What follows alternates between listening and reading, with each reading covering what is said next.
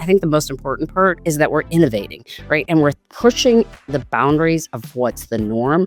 And a lot of that has challenged the status quo. We've built a really nimble, performance-oriented team, and every single member move really fast, recognizing that there are things we cannot control, but everything that we can control, we work at the speed of light. One of the things that I did, and I fought for, quite frankly, from day one, is I needed my own infrastructure, my own operating environment, right? One of the reasons that I'm able to deploy every 3 days is because I don't live on any corporate timeline. Given your experience working on HighPeak, experience elsewhere, what would be your advice to corporate leaders who are saying, I want to take this plunge, I want to go build a new venture, we have an asset, we have an idea, whatever it is. What would be your advice to them to do that effectively? I would say start with a blank sheet of paper.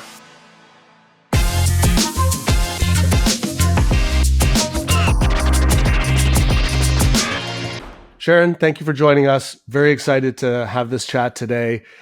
You're one of the few people, I think, out there, genuinely, who's building a sizable venture inside of a large organization. It just doesn't happen that often.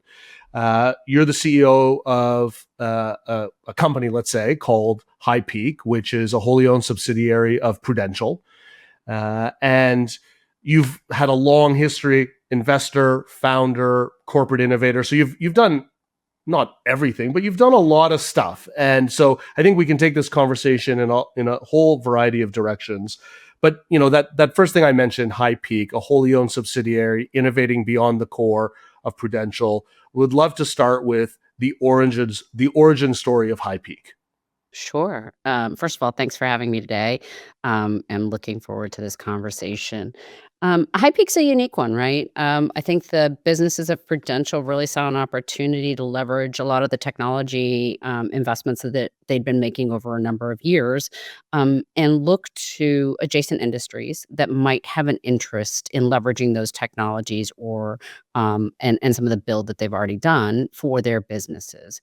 And in this case, it was all of the AI ML models that underpin the individual life insurance business, right? There's a deep wealth of knowledge and data from a 150-year history of being Prudential. And the underwriting models that are used are in place today really have taken it to the next level in terms of how the business is managed, how people are selected for risk and coverage, et cetera. But from that, you can glean a lot of insights, right? So you have a lot of data, you know a lot about people, and you can glean a lot of insights. And so the thought process was, in this market, in this world that we live in today, people want to know more than they ever have before. And we're in a position to give them that. And so HighPeak came from really a lot of business leaders thinking a little bit outside of the normal ranges of their own business to the potential opportunities that were out there. And that's why they hired me. You were there from the inception. Mm. What parts do you think you could not have been built without having, such a connection tied to, Prudential? Oh, yeah. So I was employee number one. This was a little bit of a pet project internally amongst a few of the senior leaders and some of the folks in the data science team. I can honestly say there was a couple of MVPs when I first got here, and it was really truly on the data science team to help us learn and understand better what it is that the assets were that we had already had in our hands, and also where we could go from there, right? Because where you start isn't necessarily always where you land, and that's definitely the journey I've been on. But certainly the data scientists of this organization have a deep understanding of the types of data that they have available to them and an extreme curiosity for what they can do with it and how they can take it to the next level. And without them, there would be no HighPeak. Right. And so compared to working in a startup or maybe corporate innovation closer to the core, what attracted you to this opportunity? What made you think, hey, I want to take a swing at this thing and build this new business beyond Prudential's core business, off the assets that exist? What sort of got you to say, yeah, let me take a swing at this and see what happens? So having been on a founding team and knowing the balance between trying to build a business and find investors, I can honestly tell you one of the first things that attracted me to it is that I had an investor, and I had a very dedicated investor who really wanted to see this succeed. And so I think that's kind of like thing number one is having a leadership team behind me that was really interested, invested in the success of this entity. So that's kind of like number one. Number 2, I think you said it at the beginning. This isn't done very often and not necessarily done very successfully. And if there's nothing I like, more is a challenge. And so definitely it was the challenge. It was the challenge of trying to do this without the burden of having to be on the front line trying to find an investor every week for keeping the things going. So I think the combination of the two really made it an exciting experience for me. And I think third, obviously it's a product that I could stand behind. And I think at the end of the day, when you're a leader, you have to be able to stand out there. It's founder led sales. I'm out selling every single day. And if I didn't believe in what we were building and what value it adds to the community at large, I would be in the wrong position, right? So it was a combination of all those three factors that really leads you down this path of saying, I could do this, right? Because I believe in it. I have a strong infrastructure and support system, and we have a product that we can stand behind. So those are the positives, why you thought this was a great opportunity. Let's talk challenges. It's been a couple of years, almost a couple of years, I think. Yep, almost Uh, 2 years. yeah, I think that's when we first met as well, or very close to that. So let's talk challenges of trying to do this, build I think your goal is build a big business, not a tiny business, off of Prudential's assets. What have been some of the challenges you faced from day one to, 2 years in now? I think first is it goes back to being the first of its kind. It's not easy to get people out of their current state of functioning and processes and the way that they run their business every day. So of the challenges, I'd say the challenges are infrastructure, right? Like vendor management. Guys, I really need to be able to use Cursor for coding. They're like, whoa, we don't use that at enterprise grade. You don't have to. I have 4 employees, right? Like we need to be able to use some of the best in class AI tools to truly build a business that can be competitive in the open market. Those are some of the challenges. Second challenge I would say is that there's a real desire to ensure that the reputation of Prudential is not marred in any way, shape, or form. And I say that with complete transparency of that's a good thing, right? But that also means that there's a process involved in making sure that everything we do is tick, tied, double checked for data, for privacy, for compliance, for regulatory, for infosec. And those things are actually really good for the end consumer. And everyone should feel really good about doing business with HighPeak because we're at a higher level of validation on all of those parts.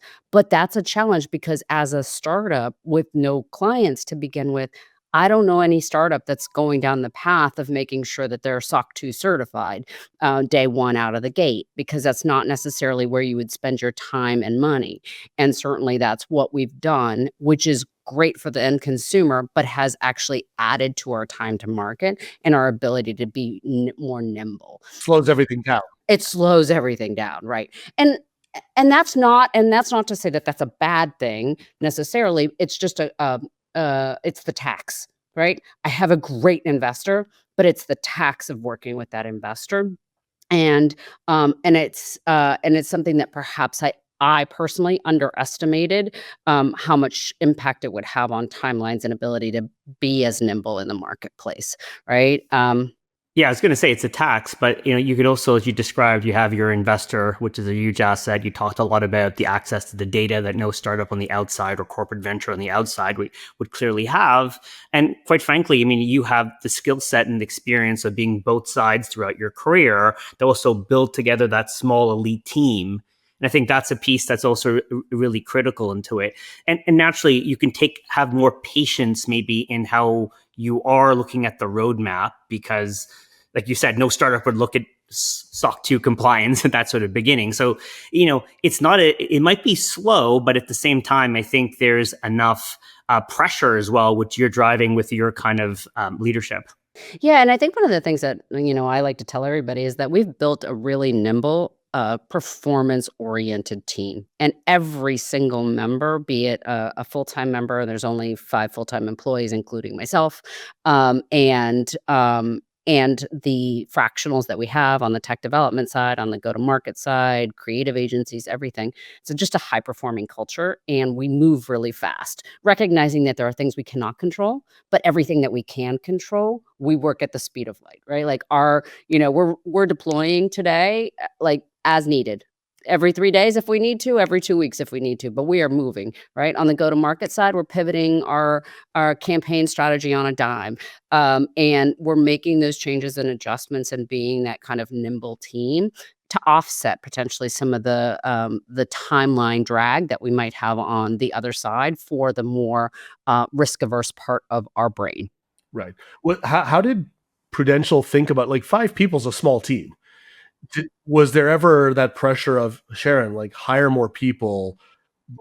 I'm going to say, like, do more faster in a way might be the argument that a big company might make to a 3, 4, 5 person company. Did you ever feel that pressure to say, look, you've got a great investor, you've got the resources, we should do more? Mhm.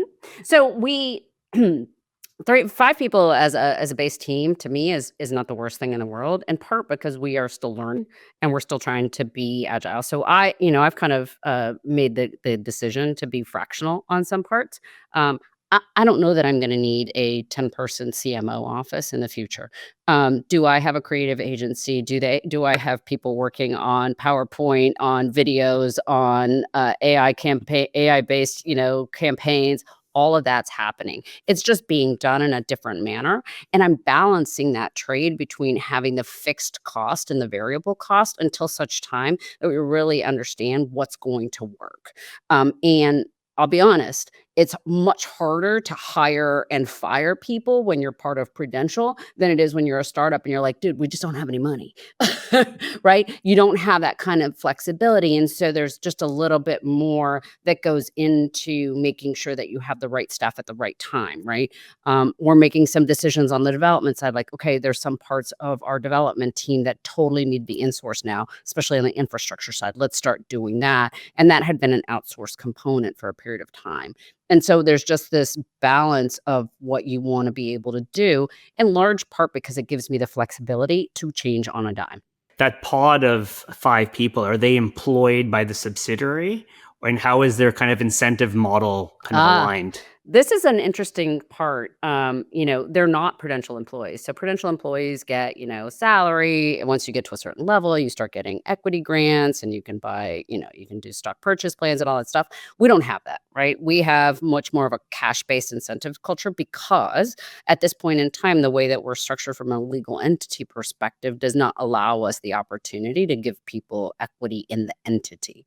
But the goal and the objective is to spin off and be able to give them that. So you almost are selling the hope and the dream as much as you are the job, right? And I think that that's the culture we're trying to breed. We're trying to breed that the hustle is important because if we continue to hustle, we're going to get the spin-off. And as a result of that, we all benefit from it. And we all benefit from the future opportunity to gain equity in what we've built together. And quite frankly, no investor is going to put money into a company if the people that built it aren't along for the ride. And so that equity becomes a critical component of us being a carve out, right? And that's what keeps people motivated and interested. Was that spin out conversation day one? When you joined this thing, did you say, or did they say, I'm always fascinated by this, and no, I don't know if it's best practices, but for others that are looking at innovating on the inside and then potentially spinning out, were you having this conversation on day one? Was it day 100?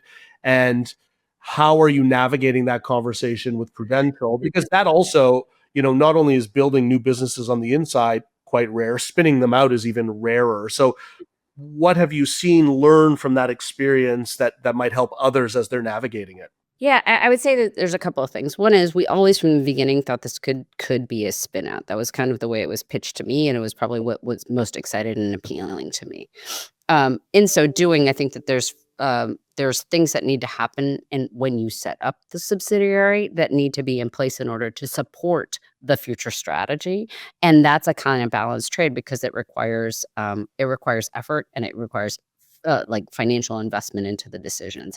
And so some of the decisions that were made from, I'll tell you, the legal entity structure, right? Are you a C-Corp? Are you an LLC? That matters, right? That matters when you're going out for investment. When you're a wholly owned subsidiary, it doesn't matter so much. But certainly that's something that you have to migrate to. And so we are set up as an LLC that would have to migrate to a C-Corp that does take lift. And that is part of the kind of ongoing discussion. The second piece is really and truly around IP, right? So HighPeak as a team, we've already submitted 3 patents, right? We're working on our 4th, right? So we've got 3 patents pending, a 4th about to go into application mode. We are creating IP every day. Who owns that IP? Right, is a big part of the conversation, and so really making sure that the IP that we're creating sits with the entity that we sit under so that that has value as well, and I think those are kind of the 2 biggest components that I can think of from a carve-out perspective that are going to ultimately matter, right? Because you want to have a structure that people want to invest in. As a result of that, the people that work there want to stay working there because it is in their best interest. And third, that the value that you're creating is actually retained by the entity that's creating it so that it truly has value to the outside market. And so I think those are the 3 big buckets. I mean, there's a lot of other things we could go into and to determine, but I think those are kind of the 3 big buckets. Is there not a timeline, but like targets that you're attempting to hit where you would go to Prudential and say, now we have to spin, like, when do you know or decide is the right time to spin it out and then go through the, let's say, the pain and the cost of LLC to C Corp and everything else that has to happen? Yeah, I mean, I think we're just in market, like, and again, that has a lot to do with the delays internally, et cetera, more so than on the development side, because development can move fast, especially in today's world. It's revenue targets and it's product market fit, right? So once we kind of see the velocity on the client acquisition side, be it both on the retail front and or enterprise and platform front, then we have, I think, a really strong leg to stand on about the value, the future value of the company and the entity itself, and that makes it worthwhile. And makes the way I like to tell Prudential, I was like, maybe you put in 5 million, but what if it's worth 100? As total enterprise value on your balance sheet. Isn't that nice? And that's kind of the conversation that we're having is like, at what point in time does it make sense to diversify the investor base such that it allows us to have the growth that we need at the speed and agility that we need to keep pace with, but provides Prudential back the return that they expect for a venture of this kind. Yeah, Sharon, can we just go back to structuring? I mean, it seems that there's a lot of proactive thoughts of just even how this could potentially eventually spin out. Are there any other insights to create the winning conditions from what you've seen? Because this becomes one of the big blockers. A subsidiary, how do we make sure that the subsidiary can also grow and scale if it's going to spin out? Or maybe it stays there from a timeline perspective for 5, 10 years. Yeah. So I think that there's the legal and investment side. There's also the infrastructure side. One of the things that I did and I fought for quite frankly from day one is I needed my own infrastructure, my own operating environment, right? So one of the reasons that I'm able to deploy every 3 days is because I don't live on any corporate timeline for managing sprints or for deploying. I manage my development cycle 100%, and that is 100% a critical component of having the flexibility that we need in order to be successful. And quite frankly, if a competitor wanted to use my tools, which they could, right? Um, they would they would probably not be too keen on being in the Prudential environment with their data. And so that right there is one of the key reasons and principles for us, kind of setting up independent operations so that we can go forward as fast as possible. Interesting. Got it. And so maybe a little bit on governance also, because it ties into decisions you made early, decisions that you chose not to make and deal with later. What does governance look like here? Is there a board? How are decisions made, like critical decisions? I guess budgets, you're creating the budget, providing that to somebody at Prudential who's your boss. Talk to us a little bit about that and what you've learned from that experience of things that have gone well or maybe challenges you've faced on the governance side. Sure, sure. So my governance structure is pretty straightforward. I report in through the business line that supported me in the beginning, right? So the individual life insurance business is my kind of home in the entity. The people that are my key stakeholders are the head of all of insurance for Prudential globally, the CTO, for the entity, and then a few smattering of strategic folks involved as well. But primarily the head of the insurance business and the head of tech and ops, right, are the key decision makers alongside my boss who runs the individual life insurance business. Why that works? It works well because I don't have a lot of cooks in the kitchen. And I do have the flexibility to make my own decisions. Nobody's asking me why I'm hiring somebody. They're saying, do you like to hire and is it the right person for you at this time? Great, right? My budget is kind of pre-decided by somebody else, and then how I allocate it is mine to do so. And so from that perspective, I definitely run independently. I make my own decisions. I don't have like a weekly one-on-one with my immediate boss in the hierarchy. I have monthly updates that I send out, and I have quarterly board meetings, and that's the extent of it. The good part of that is I have a lot of flexibility. The bad part of it, and I'll say and one of the things that we're working towards right now, is more cross-organizational perspective on what we're building and how it actually ties into the broader strategy of Prudential as they think about where they fit in the world of retirement strategies. Because the assets that we've built, quite just to kind of give you a perspective, is not only can we predict longevity, we can predict how much you're going to spend in healthcare over your lifetime and how much you're going to spend in long-term care over your lifetime. And the reason we do that, we have this, is because people are filling out a survey. We're then running it through 3 different models. Those models were built off of not only Prudential data, but other data sources. And those then are very robust and being able to pull together a broad long-term lifetime perspective for an individual. It's really important at retirement, right? Um, Healthcare costs, I think, are in the top 3 for things that people get depression over when they go to retire because they're so worried about it. They're not spending their money because they're so stressed out about long-term care and they don't know what to expect. When we did research, 80% of the people that we talked to said, I don't think I have the right plan in place for healthcare. I really 90% said, I really don't have the right plan in place for long-term care, right?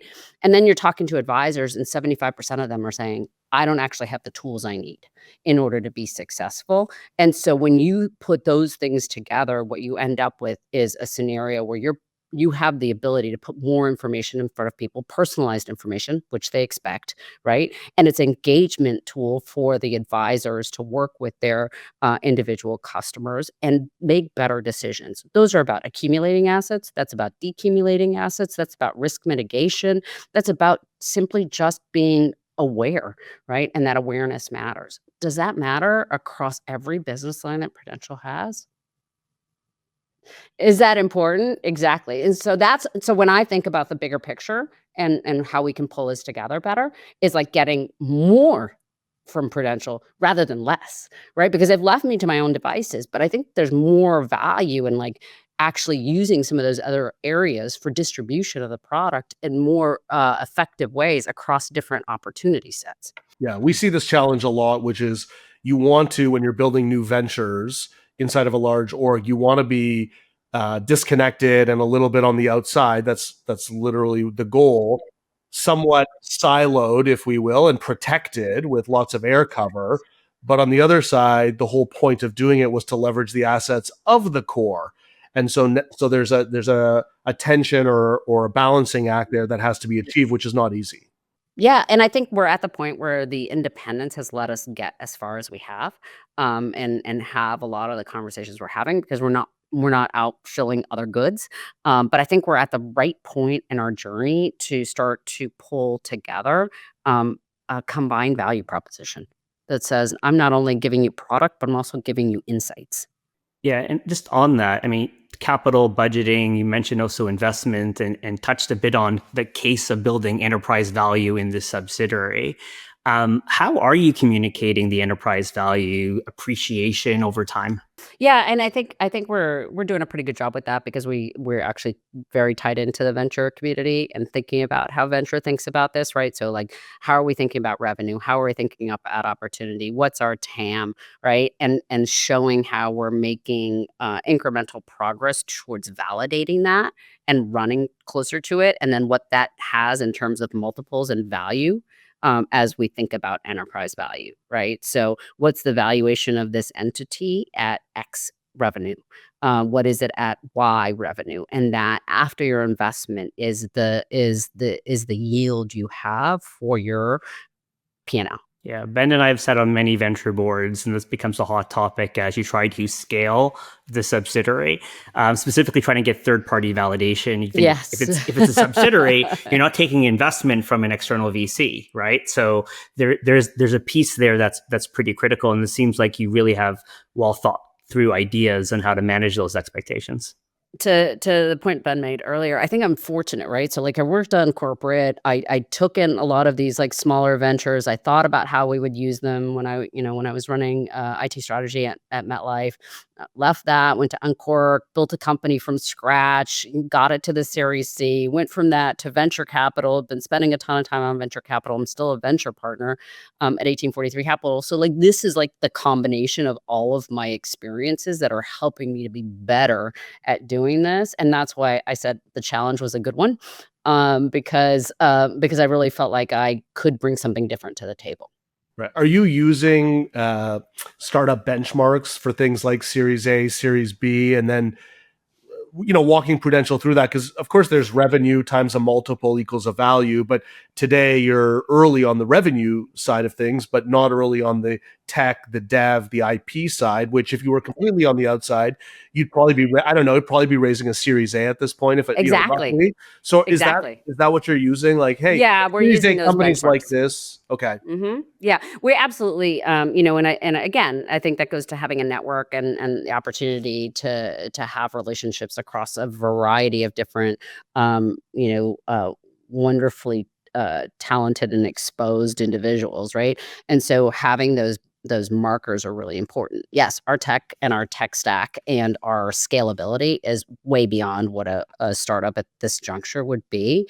Our ability to pivot, we've demonstrated already. We started with a longevity calculator, and we have a fully baked, advisor portal.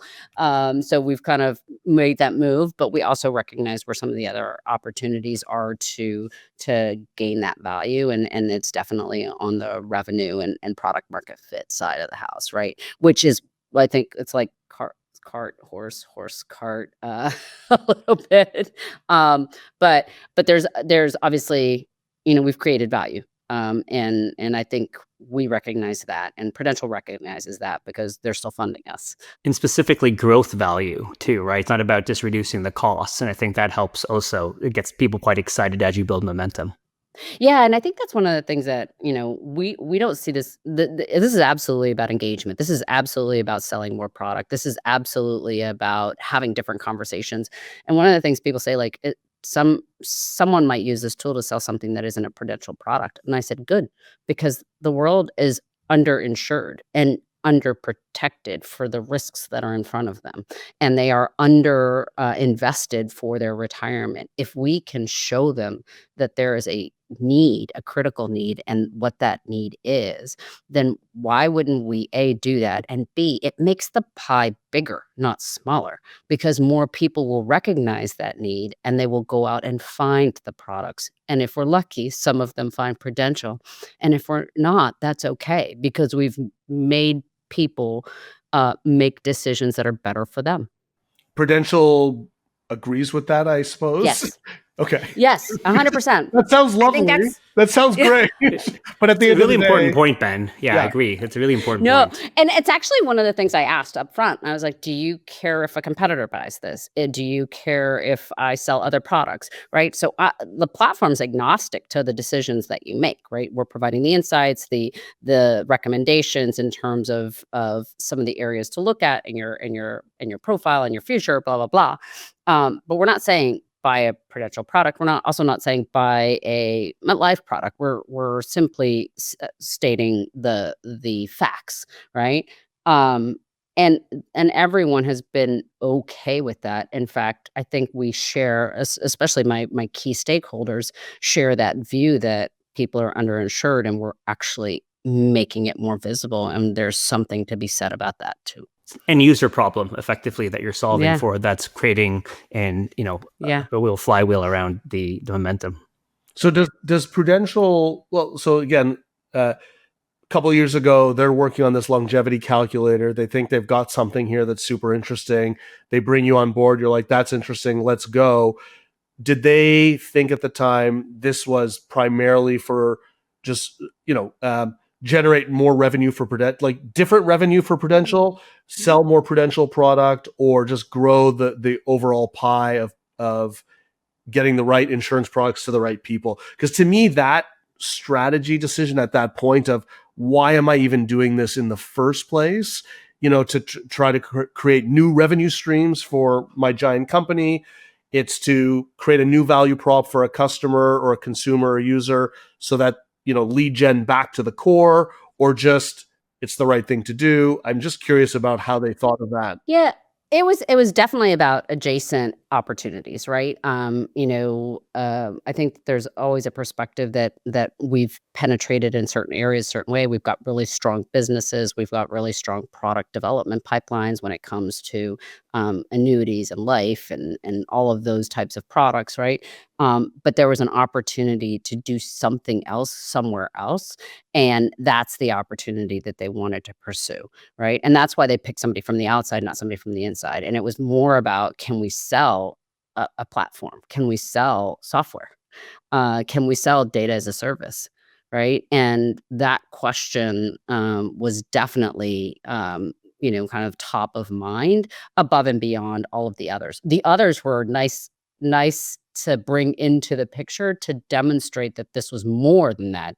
It was all of those things, right? It is about lead generation. It is about making the pie bigger. It is about having more market level impact, especially as everything is shifting towards holistic advice, and people being more focused on not just the asset accumulation but the protection side. And so all of those things together are phenomenal for our business, and they really solidify why we're here. But it was about an adjacent industry and seeing if we could tackle it differently. What are your thoughts about how important doing this is for a large company? So not Prudential, but let's say any company in any industry looks at their what they're doing and says, I think we need to do adjacent stuff to grow, to create new revenue lines for us, to grow the pie. Level of importance in today's age. I mean, obviously you're doing it, but just broadly speaking, do you look at that and say, man, that's a strategy companies should deploy or dabble in? How do you think about that? Well, it's worked for some. Yeah, sure. Right? Right? Like, I don't think Google was, like, looking at autonomous vehicles and saying, "That's what I wanna do next," right? And they've got a Waymo, right? And so I do believe that there's a real opportunity to do that, but I think beyond that, I think the most important part is that we're innovating, right? And we're pushing the boundaries of what's the norm, and even internal innovation groups are looking at me and saying, "How are you able to move so fast? Why are you doing things differently?" And a lot of that has challenged the status quo. And I've even said it to senior leadership. I might have broken some glass along the way. But it's okay, right? Because I've done those things really cognizant of what it is that I owe my corporate parent, my top investor, and making sure that I continue to do things legally, respectful of the reputation of this company and all of those things. And then there's but why don't you challenge the status quo? Because the status quo is developed for a company with thousands and thousands of employees, and they work a certain way. And when you have to do something different outside of the norms, challenge thinking about what the market is, challenge thinkings about how you approach that market, challenge thinking about how fast you're going to move, especially when, I mean, we started this I started this almost 2 years ago. LLMs were just coming to be, right? Look at the world, but like even I today challenge my team and say we're supposed to be an AI native company. We have to be an AI native company to compete if we're ever going to go outside the walls of Prudential. How do we do things differently so that we're actually prepared to be that company? And that type of thinking is something that I think everyone should always be challenged with, right? Because I think when you stay stagnant for too long, that's not good for any business. Um, and doing something like this really challenges you to think differently. And so even if it isn't about just the revenue, it is about changing the way you think on a very frequent cadence. Do you think, I mean, that's really interesting as well, that some of the internal innovation groups have now also noticed the momentum that you've built. Do you think there's a strategy there as you try to scale even new venture concepts, being a co-creation partner to those internal groups, since you already have this elite team of five? Have those conversations started? So we created a playbook right off the bat about a year and a half ago, about how we were going to manage this business and what was important to us, and everything from how we were going to make business decisions and invest like a VC in ourselves, right? And function like a startup even, amongst the much more rigid and conservative environment around us, and so a lot of that has gone into quote unquote business building playbook, that is being leveraged across different parts of the organization. Do I still kind of tap into it and say it's not static? That's not a static playbook. We got to update it, right? Because things are changing. And I definitely am pushing on that. But yes, absolutely. Knowledge sharing is an incredibly important part of, I think, the storyline and the investment thesis. It's not just about building this business, whether we're successful or not. It's actually about changing the way people think about building the business and what we can do to better support each other in the corporate environment to do so. And I think there's a benefit in that, whether HighPeak, makes it to the end line goal or not. I think there's been benefit to the organization regardless. It has been a good investment. Yeah, I think it makes sense, the idea that you can affect change within the mothership through the crazy work you're doing, on the outside ish. The playbook is sort of interesting. Was that your idea to say we're going to build a playbook early on, and then we're going to feed that back into the mothership to show folks what we're doing? Was that part of the plan, or did it just sort of materialize? I wish it was that great of an idea. No, it was more of like, this is the way we need to function, and this is how I'm going to communicate it back. I think the benefit of having been formerly corporate is that I understand communication is so important, and that documentation is so important, and then walking people through your thinking and informing them and setting expectations is such a big part of the ability to actually have the flexibility and the freedom that I have. And so I had to put that in front of them. Like, this is how we're running this business. This is how we're going to make decisions. This is some of the decision points. This is what that then means, right? This is what I need from you in order to work well. And so all of those pieces, and that was everything from amount of money that I would invest in every pilot, all the way through to KPIs that once we matured, we would be putting on the table for them, right? And so all of that was about expectation setting and communicating up front so that it made my life easier. As it turns out, we had we had people helping on the projects at different points in time, and they were like, "Oh, this is really good. We should actually just leverage this internally." And then that translated into like it getting pulled into the business and the business lines. But it truly came from self-protection. But so it started there, but then they recognize you're just communicating what you're doing, why you're doing it, educating folks, giving yourself that protection of like, this is why we do things the way we do them. And then somebody picked that up and said, I think we could use this on the inside. There's some lessons here to be learned. And if we leverage them, but then the risk, again, to your point, is now we've got a static top-down playbook and everybody trains on that and executes that thing. And 20 minutes later, you're like, guys, we changed the playbook. And they're like, what do you mean you changed the playbook? We just distributed it to everybody. Exactly. And that's the challenge, right? That's the challenge of for them, right? For me, like I can change that playbook anytime I want. I can change it right now and and make some decisions and that's good. Let's do it. But having kind of like a rhythm to re, re reviewing and thinking about what it is that we're doing and whether it still makes sense. I think that's what corporate struggles with, because once you put a process in place and then you've done all the change management and then you've communicated all the way down and you got everybody on board, it's taken 11 and a half months to get there, right? The last thing you want to say is, oh yeah, by the way, we have an update. Yeah. Yeah. Right. But And so that's hard, but Yeah. for corporate, and so corporate needs to figure out the right secret sauce for keeping that moving. Yeah, well, we've seen it in groups that have multiple internal innovation groups. I mean, there's certain groups that the people, the leaders, they're still excited about maybe learning more about the evolution of the playbook or the system or what you're building. And that's why I made the point earlier about potentially being a co-creation partner and also the build momentum is like, how do you execute some of these playbooks into your everyday? I mean, sure, there's great knowledge there, but maybe there's another spin out idea that should sit in this subsidiary that's kind of a shared venture, right? And that builds even more momentum of learning by doing, opposed to just, okay, it's 11 months later. What do you mean you changed the playbook?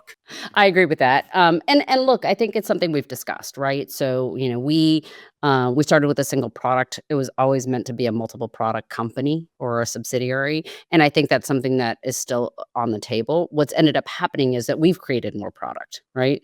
And so because of need, because of where we saw the market going, because of how we perceived the opportunity, and so it's kind of been like, well, we don't need more product from the parent because we're net new creating our own assets, and so that's keeping us going, but that's not to preclude us from saying there's something really good or someone's working on something that's really interesting that we could fold into HighPeak. That's always been a potential opportunity because that only enhances the enterprise value because you're thinking about multiple revenue streams, the additive of the revenue streams. I can walk you through, you can walk me through the valuation, right? And that's actually a good place to be. And so definitely has been discussed. It isn't something imminent, and I don't have something in the pipeline for that, but it's certainly we're open to it on both sides. Yeah, makes sense. Makes sense. So I know we're almost at time, Sharon. Maybe last question. We work with a lot of big companies, talk to a lot of big companies about venture building, co-creation, spin-ins, spin-outs, the whole gamut of stuff. Given your experience working on HighPeak, experience elsewhere, what would be your advice to corporate leaders who are saying, I want to take this plunge, I want to go build a new venture, we have an asset, we have an idea, whatever it is. What would be your advice to them to do that effectively? I would say start with a blank sheet of paper. And I think one of the things that is a mistake is like, let's just put this one over here in this group, and then we're going to put go fast teams around this. Go fast team gets you to the front door. Then you still have to open the door and navigate through the building to get to what you want and to get the answers you want. So you actually have to start with a blank sheet of paper and say what it is that this company can and cannot do, and how are we going to make sure we are fundamentally protecting any risks that we have, but we are not choking the new venture with the process and the expectations of the old. And so for me, when I think about venture building, you actually have to treat it like a venture, and the venture has less shackles on it. That is what will keep you from actually being successful and being able to move fast in any environment where you're hoping to achieve that. And so there are guardrails, there are all of those things that can be established, just like they are when you have a startup, right? And it's not necessarily always a free for all. But trying to shove something new into an old environment, it doesn't work. Yeah, you touched on the importance of having a new structure. I think that's, having the blank sheet is important, but also having the right structure that's net new to create kind of those winning conditions. Yeah. And And you have to actually step away from what you know, right? So sometimes you just need to get some different outside perspective in order to do that. And it's not always just taking somebody from the inside and saying, "Go build something new over there," because you kind of lean into what you already know. And so, having somebody from the outside be like, "But why?" Great question. That's a good question. Like, "I don't understand why we're doing this. Can you explain it to me?" And then, "Oh, well, if you want to achieve that goal, how about if we did this instead?" Right? And are we gonna meet the same goal? Maybe, but we won't necessarily go through the rigmarole that's been created for a much larger entity with much larger problems. Right. Amazing. Sharon, thank you so much. Congratulations on the progress with HighPeak. I know it's been an up and down journey, lots of stuff going on, but again, right from the very beginning, we said this is not a common thing for big companies to do. I think it's getting more frequent, but putting a lot of commitment and investment into a venture like HighPeak, giving you the freedom to execute that, pivot, adapt the business, and hopefully scale it and win is amazing to see. So congrats on that, and thank you so much for sharing your learnings and insights with us. Thank you both for the time. And congrats on your leadership too. Oh, thank you. Thank you. I very much appreciate the time. Thanks for the conversation. Thank you.